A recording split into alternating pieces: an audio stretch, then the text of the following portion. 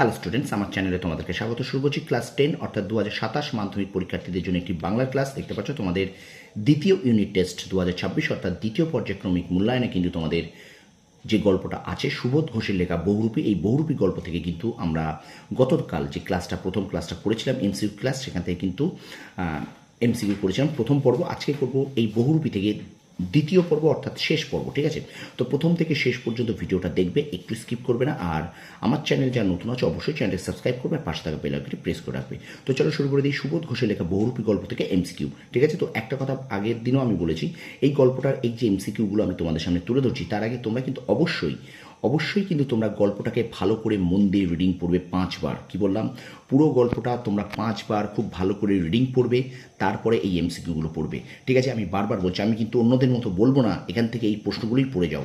দেখো, গল্প কবিতা থেকে কিন্তু শর্ট প্রশ্ন কমন পাওয়া যায় না, এটা একটা তোমাদের প্রত্যেকেরই বুঝে রাখা দরকার। ঠিক আছে, তো আমি এরকম কিন্তু তোমাদেরকে বলবো না যে বহুরূপী থেকে সেরা 20টি প্রশ্ন, সেরা 10টি প্রশ্ন এখান থেকে এমসিকিউ দেবে, এটা হয় না। গল্পটাকে ভালো করে পড়ো, লাইনগুলোকে ভালো করে পড়ো, প্রত্যেকটা শব্দ ভালো করে পড়ো। ঠিক আছে, তারপরে তোমরা কিন্তু এমসিকিউগুলো সলভ করবে। ঠিক আছে, তো চলো শুরু করে দিই সুবোধ ঘোষের লেখা বহুরূপী গল্প থেকে এমসিকিউ শেষ পর্ব ক্লাস 10 2027 মাধ্যমিক পরীক্ষার্থীদের জন্য। চলো শুরু করি ক্লাসটি। দেখো, আচ্ছা, প্রথম প্রশ্ন দেখো, বহুরূপী হরিদাকে চিনতে না পারলে লোকে বিরক্ত হয়ে কত পয়সা দেয়? দুটো একটা পয়সা। পরে প্রশ্ন, একটা আতঙ্কের হল্লা বেজে উঠেছিল। কখন বেজে উঠেছিল? দুপুরবেলায়। পরে প্রশ্ন, ঠিক দুপুরবেলাতে একটা আতঙ্কের হল্লা বেজে উঠেছিল। কোথায় আতঙ্কের হল্লা বেজে উঠেছিল? চকের বাস স্ট্যান্ডের কাছে। পরে প্রশ্ন, পাগলটা যা হাতে তুলে নিয়ে বাসের যাত্রীদের দিকে তেড়ে যাচ্ছিল। পাগলটা যা হাতে নিয়ে বাসের যাত্রীদের দিকে তেড়ে যাচ্ছিল তা হলো থানিট। ঠিক আছে, পরে প্রশ্ন, যাত্রীরা চেঁচিয়ে পাগলটাকে কি দিয়েছিল? দুটো একটা পয়সা। পরে প্রশ্ন, বাসের যে ড্রাইভার হরিদাকে ধমক দেয় তার নাম কি? কাশীনাথ। পরে প্রশ্ন, দেখো এই প্রশ্নটা তোমাদের পশ্চাৎ নমুনায় আছে। খুব হয়েছে হরি, এইবার সরে পড়ো, অন্যদিকে যাও, একথা বলেছে কাশীনাথ। বাসের যাত্রীরা কেউ হাসে, কেউ বা বেশ বিরক্ত হয়, কেউ আবার বেশ বিস্মিত। যাত্রীদের এমন প্রতিক্রিয়ার কারণ? বাসের ড্রাইভার কাশীনাথের ধমকে তারা বহুরূপীর হরিদাকে চিনতে পেরেছে। ছদ্মবেশে হরিদার রোজগার মন্দ হয়নি। কিসের ছদ্মবেশের কথা বলা হয়েছে? বাইজির। পরে প্রশ্ন, বাইজির ছদ্মবেশে হরিদা রোজগার করেছিল 8 টাকা 10 আনা। স্টুডেন্টস, ভিডিওটা একটু শেয়ার করবে, লাইক করবে, কমেন্ট করবে। আচ্ছা, পরে প্রশ্ন দেখো, দোকানদার হেসে বাইজিকে কত দিয়েছিল? উত্তর হবে একটা সিকি। পুলিশ সেজে হরিদা দাঁড়িয়েছিলেন দয়ালবাবুর লিচু বাগানে। পরে প্রশ্ন, লিচু বাগানটা ছিল দয়ালবাবুর। পরে প্রশ্ন, স্কুলের কতজন ছেলেকে হরিদা পুলিশ সেজে ধরেছিলেন? 4 জন। নকল পুলিশ সেজে হরিদা মাস্টারমশাইয়ের কাছ থেকে কত ঘুষ নিয়েছিলেন? 8 আনা। আজ তোমাদের একটা জবর খেলা দেখাবো, কথাটা বলেছেন হরিদা। তোমরা সেখানে থেকো। কোথায় থাকার কথা বলা হয়েছিল? জগদীশবাবুর বাড়িতে। পরে প্রশ্ন, সপ্তাহে হরিদা বহুরূপী সেজে বাইরে যান একদিন। জগদীশবাবু কেমন স্বভাবের মানুষ? কৃপণ। আজ ঠিক সন্ধ্যাতেই জগদীশবাবুর কাছে যাব। কি চাইতে জগদীশবাবুর কাছে যাওয়া? উত্তর হবে স্পোর্টসের চাঁদা।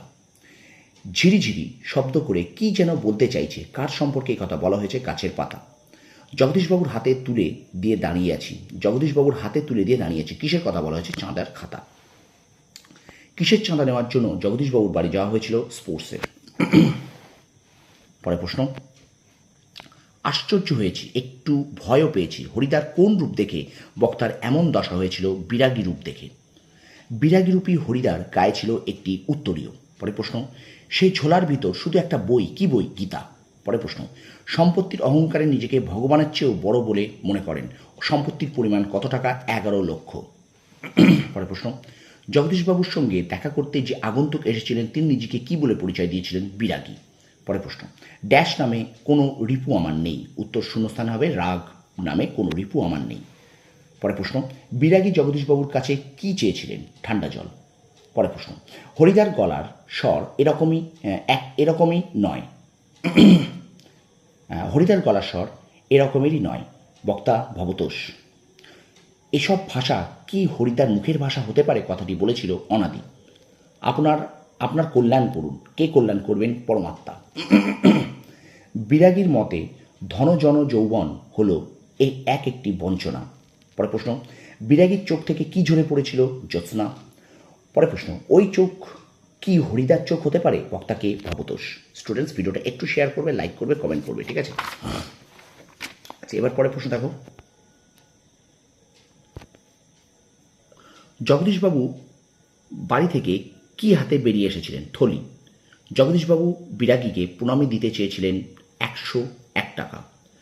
জগদীশবাবু বিরাগীজিকে কোন উদ্দেশ্যে টাকা দিতে চেয়েছিলেন? তীর্থ ভ্রমণের জন্য।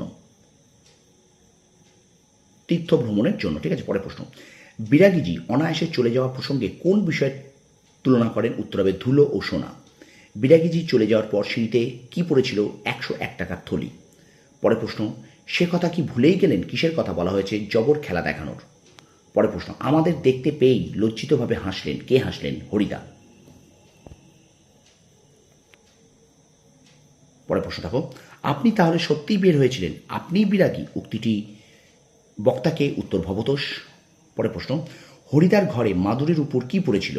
পূর্বের উল্লিখিত সবকটি, অর্থাৎ উত্তরীয় ঝোলা গীতা প্রত্যেকটাই। তাহলে হরিদার ঘরে মাদুরের উপর পড়েছিল উত্তরীয় ঝোলা গীতা, অর্থাৎ প্রত্যেকটাই কিন্তু পড়েছিল, তাই লেখা আছে পূর্বে উল্লিখিত সবকটি। কি করব বলো? ইচ্ছেই হলো না। কি ইচ্ছে হয়নি? টাকা নিতে। পরের প্রশ্ন, হরিদার এই ভুল ক্ষমা করবে না। কে? অদৃষ্ট। পরের প্রশ্ন, হরিদা যে জগদীশবাবুর কাছে কিসের দাবি নিয়ে যেতে চেয়েছিলেন? বকশিস। হরিদা পরে জগদীশবাবুর কাছে কিসের দাবি নিয়ে যেতে চেয়েছিলেন? বকশিস। এবং শেষ পর্বের শেষ প্রশ্ন, জগদীশবাবুর কাছ থেকে হরিদা কত বকশিস পেতে পারে বলে ভবতোষের অনুমান? 8 আনা কিংবা 10 আনা। তো স্টুডেন্টস, এই ছিল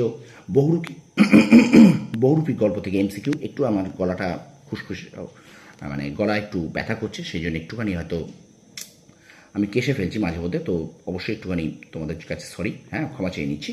তো দেখো, তো এই প্রত্যেকটা প্রশ্ন কিন্তু খুব গুরুত্বপূর্ণ। আমি বারবার বলছি, এই প্রশ্নগুলো পড়ার আগে তুমি কিন্তু অবশ্যই তোমার গল্পটাকে ভালো করে পড়বে, ঠিক আছে? বহুরূপী গল্পটা ভালো করে পড়বে, অন্তত 5 থেকে 6 বার রিডিং দেবে, ঠিক আছে? প্রত্যেকটা লাইন, প্রত্যেকটা ওয়ার্ড কিন্তু খুব ভালো করে পড়বে, ঠিক আছে? তো ভিডিওটা ভালো লাগলে লাইক, কমেন্ট, শেয়ার অবশ্যই করবে। আর আমার চ্যানেলে যদি নতুন হয়ে থাকো, অবশ্যই চ্যানেলটি সাবস্ক্রাইব করো, পাশে থাকা বেল আইকনে প্রেস করে রাখো। তোমরা সফল হও, তোমাদের সাফল্য কামনা করি। ধন্যবাদ।